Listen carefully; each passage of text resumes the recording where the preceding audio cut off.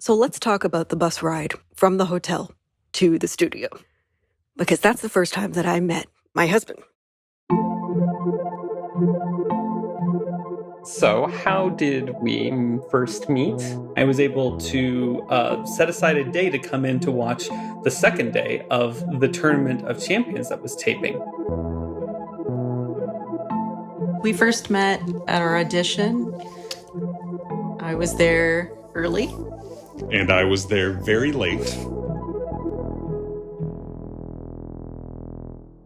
When most people think about being on Jeopardy, they might think of the glory of gracing the Alex Trebek stage, of completing a lifelong goal, of showcasing their knowledge to a national audience, and of course, bringing home lots of money while they're at it. But for a few people, the show brought something, or should I say someone, unexpected into their lives. That was certainly the case for one of my all-time favorite Jeopardy champions, Eddie Timanus. I was a member of a kind of game show fan discussion group where, we just talked about game show minutiae, that kind of thing. After Eddie's 5-game streak in 1999, he met someone named Kelly on that very discussion board. She was a teacher living in Rochester, Minnesota at the time. And she'd kind of signed on to the group, kind of looking for ideas. Kelly was also a big game show fan, and she figured that using Jeopardy-like material in the classroom would keep her students engaged. She posted to the forum asking for help. I sent something to the group, just kind of, hey, here's the word of the day. It's whammy. How fun is that? There was a post that fit with what we were teaching. It was how the word whammy grew and got into American English.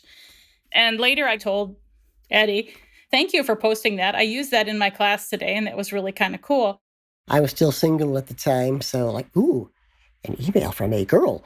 The two struck up a correspondence, and later that year, when Kelly planned a trip to Virginia to visit a friend, Eddie suggested a dinner date to meet up in person. We ate at RT's Seafood Kitchen, which was not far from my home there in Arlington, near the courthouse metro. That restaurant doesn't exist anymore, sadly, but I had pecan-crusted halibut. Kelly had the shrimp Diane.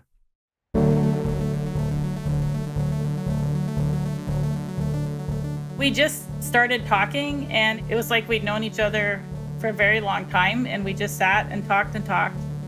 We went out for a little walk around my neighborhood. It was summertime, so it was a nice evening. It was a very special night. I walked home and said, I think my life has just changed. It was kind of walking on air. I'm your host, Buzzy Cohen, and from Sony Music Entertainment and Sony Pictures TV, this is Jeopardy, the story of America's favorite quiz show. This week, we take a look at the surprising ways that America's favorite quiz show can bring people together. It's Love Stories, on and off Stage 10.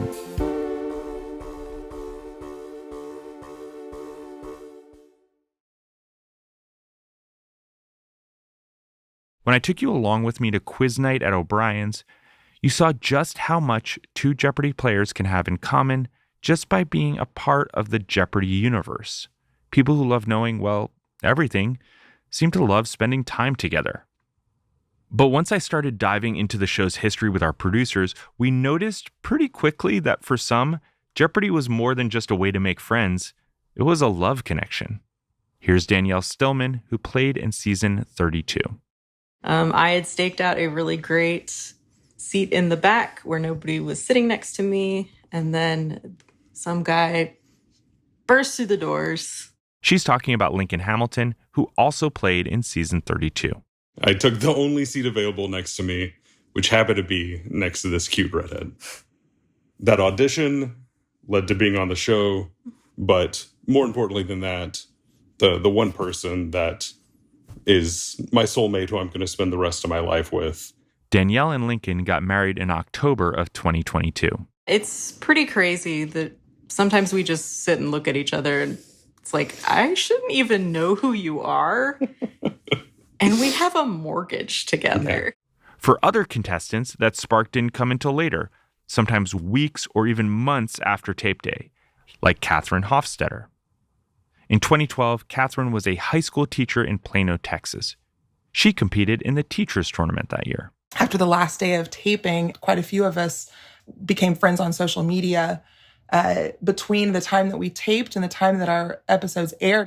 Afterward, Catherine kept in touch with Justin, who was a 6th grade social studies teacher from Kansas City. I think there was a period where we just talked every day for a good 2-3 months. Justin and Catherine got married in January of 2015. It's been kind of a wild ride. I forget sometimes that we have this backstory.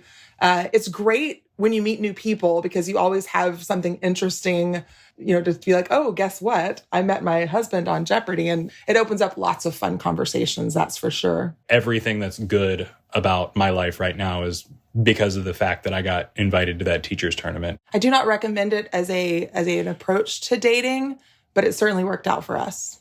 Jeopardy! Is not a dating app, nor is it a dating show. And for many contestants, romance might be the last thing on their minds when they're getting ready to compete. It was a pretty interesting transitional time for me because I was moving for my graduate program. And in fact, when I had taped the Tournament of Champions, all of my stuff was still in boxes. That's Alan Lynn, who I faced off against in the 2017 Tournament of Champions, considered by many to be the greatest Tournament of Champions with the greatest champion. That's me, but I digress. Little did Alan know during our games, Cliff Gallagher, a Jeopardy! Champion in his own right, had been in the audience. And Alan's playing and prowess definitely impressed Cliff. I came in and watched the semifinals and the finals, and I watched one Mr. Alan Lynn win his semifinal game and then play in the finals. This monster of little minds. Alan. What is a hobgoblin? You are right. Monster Mash 1000.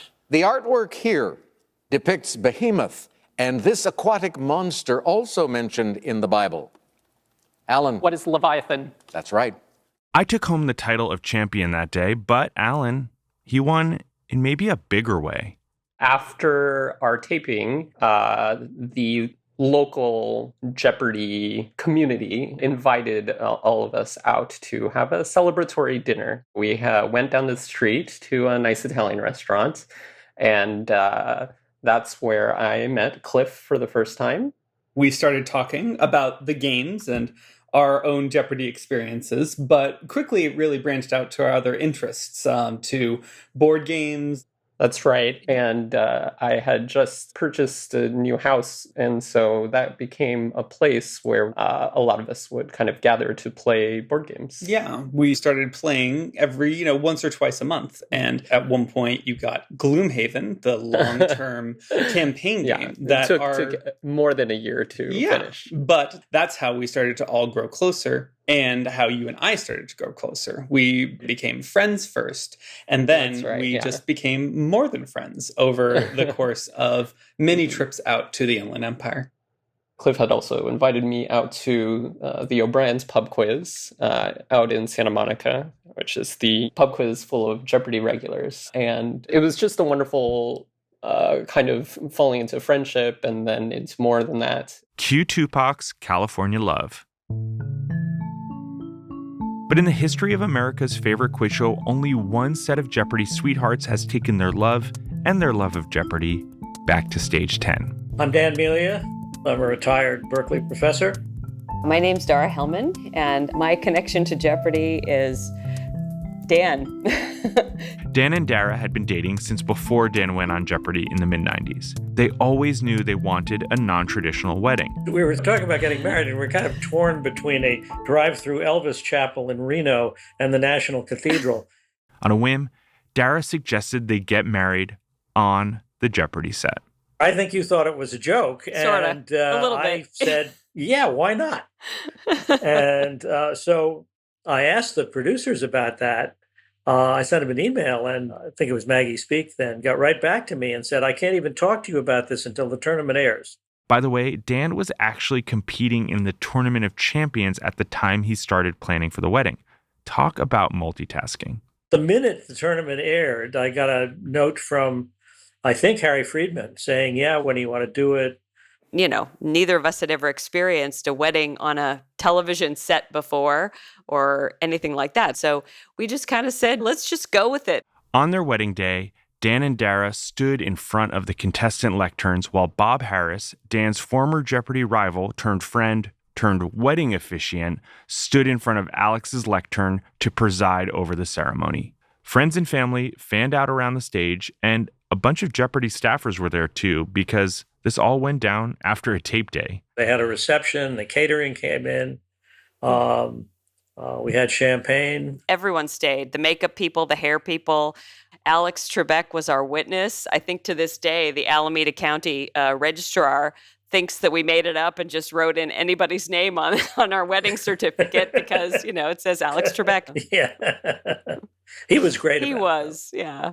They made us a Jeopardy board of, wedding-themed questions, and do you was one of the Jeopardy questions. And so, we both said, what is I do? So again, I'm still not sure if we're actually married because of that, but, we signed the certificate, so I'm pretty sure it worked. The entire crew was there, the sound guys, the camera guys, and even the directors and the people who set up the board and stuff who have to actually be there when this is going on. And I don't know, I hope they got a piece of cake later. At least. Dan and Dara first got together in October 1994. They've been together almost 29 years, 18 of those as a married couple. After the break, a little competition and a little chemistry.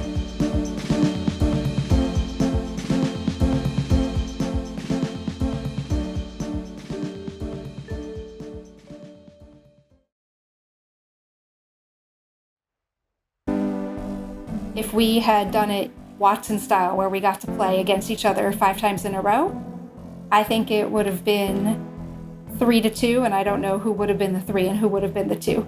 Stacey Braverman and Reese Cloyd met in 2010 at a Jeopardy contestant audition in Washington, D.C., where Reese was living at the time.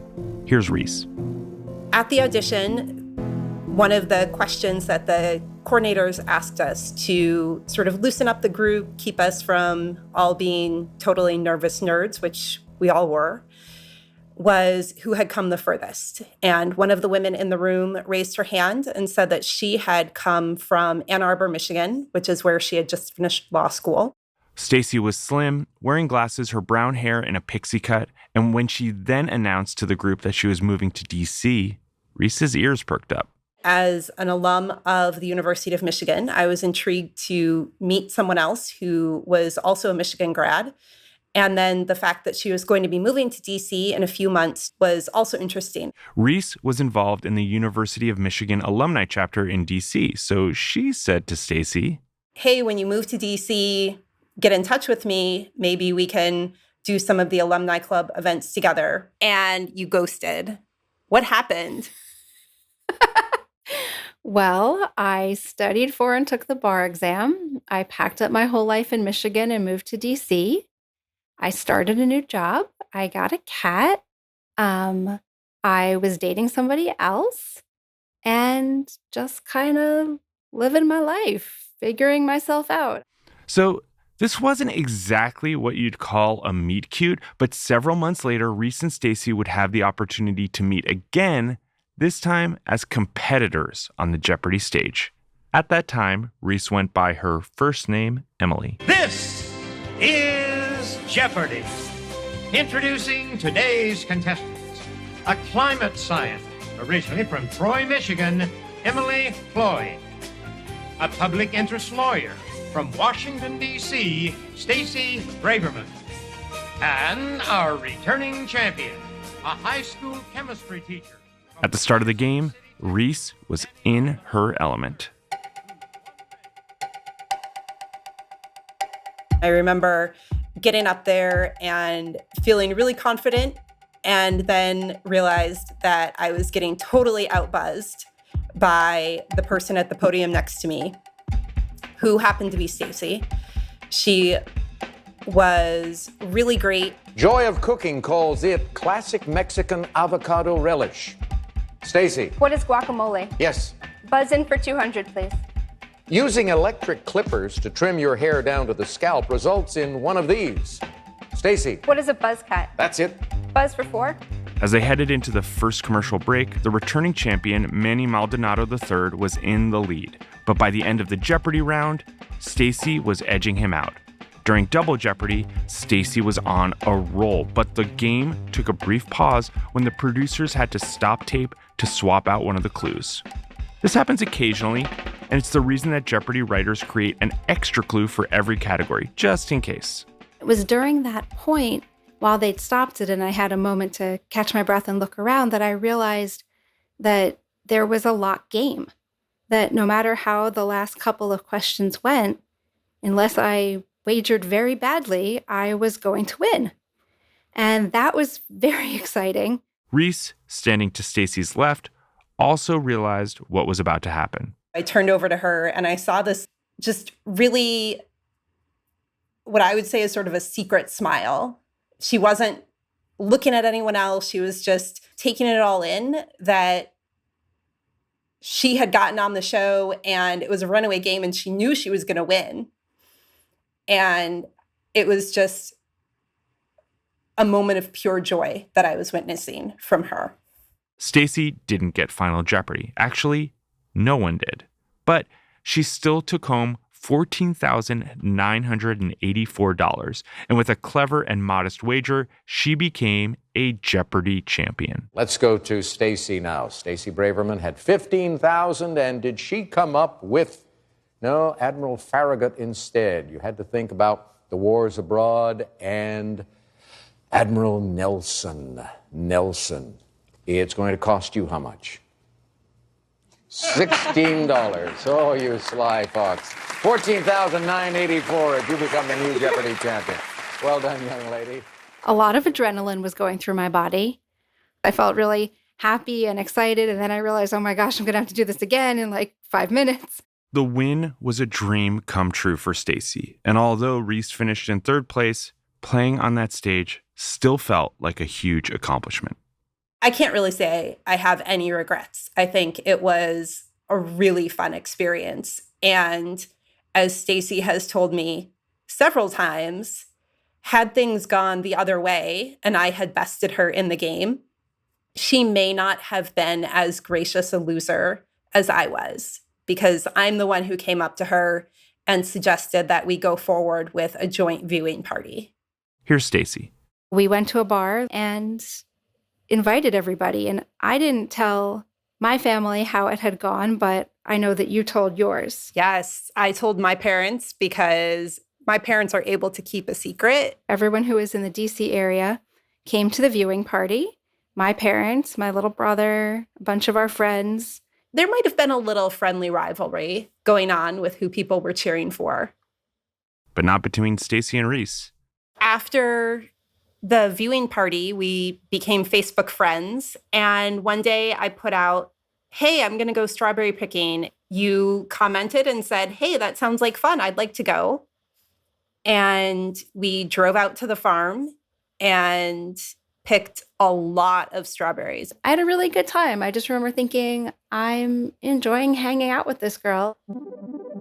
I am not very good at asking people out. And so I was just trying to telegraph to you, like, hey, I like you. I think that you had asked if I wanted to go to Opera in the Outfield, which is a simulcast of an opera performance from the Kennedy Center on the big screen at the local baseball stadium. And I said, I would like to go, and maybe I'd be interested in going as More Than Friends if that was of interest to you. It was something like that. When I got that email from you, I was so excited. And I wrote back pretty much as soon as I saw the email to say, yes, absolutely. I would like to go out with you on a date and not just as friends. After many more non-friend dates and 11 years of marriage, Reese and Stacy look back on their Jeopardy origin story as a fun nod to the life they're building together. Creative, curious, and full of surprises. We'll be right back. Stay with us.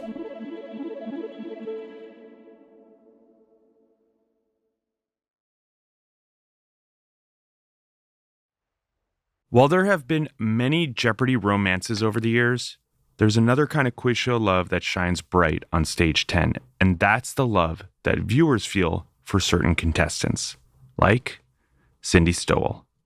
Here are today's contestants. A science content developer from Austin, Texas, Cindy Stowell.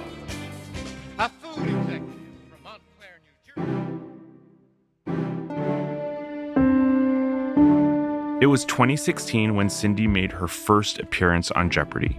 But the story of how she got there wasn't an easy one. Hi, my name's Jason Hess, and I was Cindy Stowell's partner through her run on Jeopardy! Jason and Cindy first met in their sophomore year of college at Virginia Tech.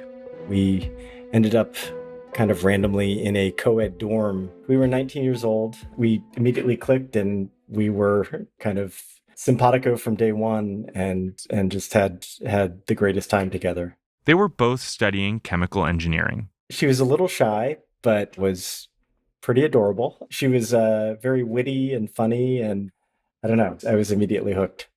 Jason and Cindy dated throughout college, and after graduating, they decided to move to Austin.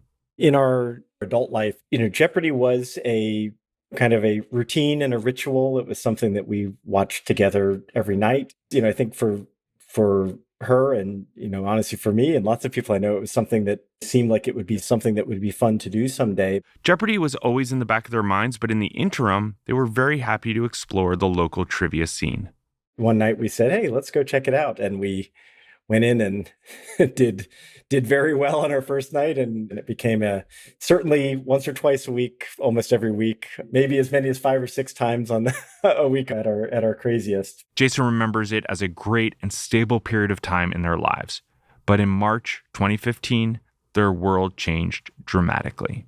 Cindy had been dealing with some weird discomfort, and so they did a scan and found a mass. They did a biopsy of what they found and came back with, it was already stage 3 colon cancer, and it had already spread to lymph nodes. The next year and a half meant a succession of surgeries and treatments, and Jason was by her side through it all. You get a piece of bad news, and we would, cry together, and then the next day she was, setting up the next round of appointments and trying to figure out what was next. She wanted to live and, was going to keep trying until she couldn't anymore. In all the chaos and emotional turmoil of the year that followed her diagnosis, Cindy got an unexpected call. It was the Jeopardy! Contestant department letting her know that she'd been selected for an in-person audition. The online test was just something we another year has gone by, sure, let's take it again. But they hadn't put much stock in it, and with Cindy's cancer diagnosis, they nearly forgot about it. I think our mindset at the time was, we need something fun. This is if anything else, I think it was a break from kind of the ongoing dread of the whole situation. But I think at the same time, she felt like she had a responsibility to check in with the production team, because she had the distinct sense that there was a chance that, she would not make it to the end of her contestant window. For most Jeopardy! Hopefuls, once you try out for the show and get into the contestant pool, you can usually expect to get a call back within an 18-month period. Former contestant producer Maggie Speak remembers when Cindy first reached out. We got a letter from a young woman who was invited to an in-person audition explaining to us that she had cancer and was given only a few months to live, and if it wasn't possible for her to make it onto the show in that period of time, that she'd like to give her audition to somebody else. Even though Cindy was ready to give up her spot, Maggie told Cindy to keep it. So Cindy made it to the audition, and she played incredibly well. Soon after, she received an invitation to compete on the Jeopardy! Stage.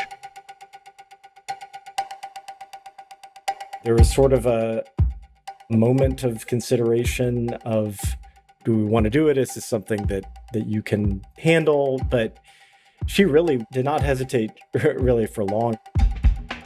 This was kind of a piece of good news to hang on to, and kind of this light shining through the clouds, where it was, I think she was like, absolutely, I want to do this. So she did it. Sydney Stoll is from Austin, Texas, and this young lady enjoys viewing really bad movies. Give me some examples. Oh, well, in college, a friend of mine started a club where we rented out a lecture hall and a projector and a classroom, and we watched such delights as the Transformers cartoon movie. It was pretty bad. You Got Served, also really bad. I mean, there are movies, though, that you can talk through during and kind of share the misery with others. So. Oh, good. That's a great way to socialize, isn't it? On Cindy's first tape day, she was bantering with Alex and clearing categories. But she was also dealing with challenges far beyond those that came with a typical contestant experience. She was in the early phases of what turned out to be a blood infection, and she had had several surgeries, not to mention the cancer itself. She was in a fair amount of pain, kind of as just a constant low-level thing. Cindy was on medication, but she would get spikes of fever in the middle of a game. There was a game on that first tape day, maybe game 3 or something, where she spiked a pretty high fever and was, when they went up to do makeup between the breaks, she was clammy and she was starting to perspire. But she'd get right back out there. No Stanley cameo for 1200. And so there, the Daily Double. I'm gonna chicken out and bet 4,000. That's all right. Here is your clue. The Ruskies invaded the U.S. in this Swayze flick, and despite the cries for Wolverines, neither Logan nor Stan showed. What is Red Dawn? That's the movie. Way to go. At the time, I could tell she was dealing with stuff, but then she was still fighting through it and playing really well. And so it was, I think I didn't really process until afterwards, like looking back, kind of the enormity of what she had done. It's such a tough game and a game of reflexes and everything else. And it's really just kind of crazy to think of how well she did kind of under those conditions. We are dealing with city names, and here is your clue, players. Cuba's second most populous city and a South American capital share this name that refers to St. James. You have 30 seconds. Good luck.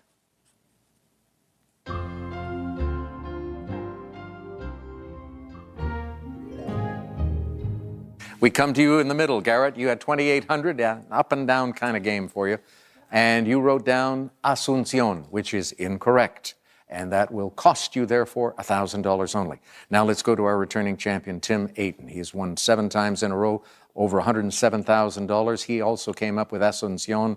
And what did he risk? A modest risk, as usual, $3,600 only, leaving him with $7,800. So it's up to Cindy Stoll. And she came up with Santiago, the Spanish name for St. James. Did you risk a little or a lot? A lot. Way to go. $22,801 for the new Jeopardy champion, Cindy Stoll. You'll see her again tomorrow at this lectern. Join us then, folks. So long. By the end of her first tape day, Cindy had won 4 consecutive games of Jeopardy! After that, she went home for a full week before the next tape day. The week in between, after we got back and the next taping, she was in the hospital for most of that week for what turned out to be sepsis, blood poisoning, and got out of the hospital, I believe, that weekend. And then that Monday, we were flying back to LA to go be on Jeopardy! Again. It was just, it felt like it was just this surreal kind of experience. Cindy came back for a second tape day and won 2 more games. She was a 6-day champ. She lost in her 7th game and went home to Austin. I think the Jeopardy! Staff were aware that things were going downhill. And so they found a loophole in the process, FedExed a DVD with her first 3 episodes to us in the hospital. And so we were able to play her episodes, on a laptop. The hospital and the treatment center we were working with, they basically said, it's time to start thinking about hospice care. We decided to do in-home hospice. They had kind of wheeled in a hospital bed in place of our sofa for the last couple of days. On December 5th, 2016, Cindy Stoll passed away from stage 4 colon cancer. She passed, in the middle of the night, 3 or 4 in the morning. The finality of it, really kind of hit, and, obviously was, obviously very, very sad. But it also dawned on Jason that Cindy's last few months had been pretty extraordinary.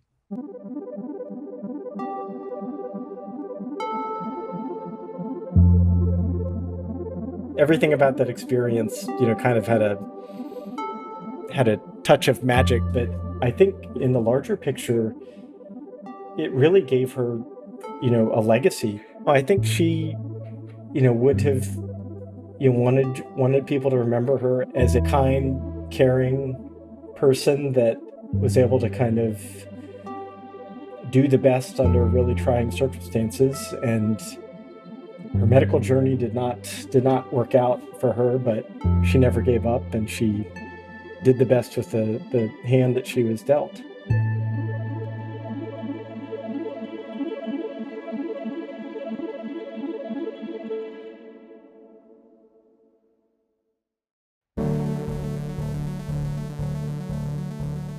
Next time on This is Jeopardy, the story of America's favorite quiz show.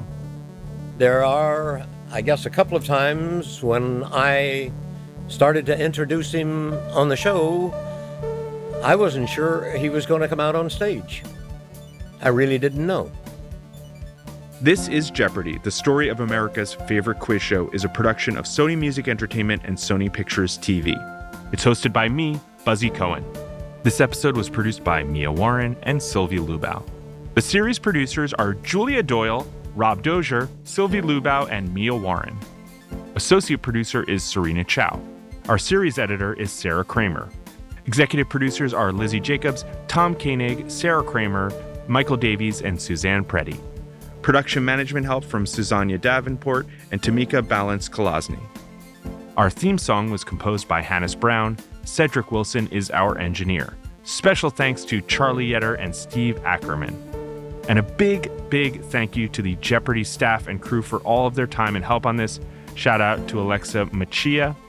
If you love the show, follow us on Apple Podcasts, Spotify, Amazon Music, Stitcher, or wherever you get your podcasts.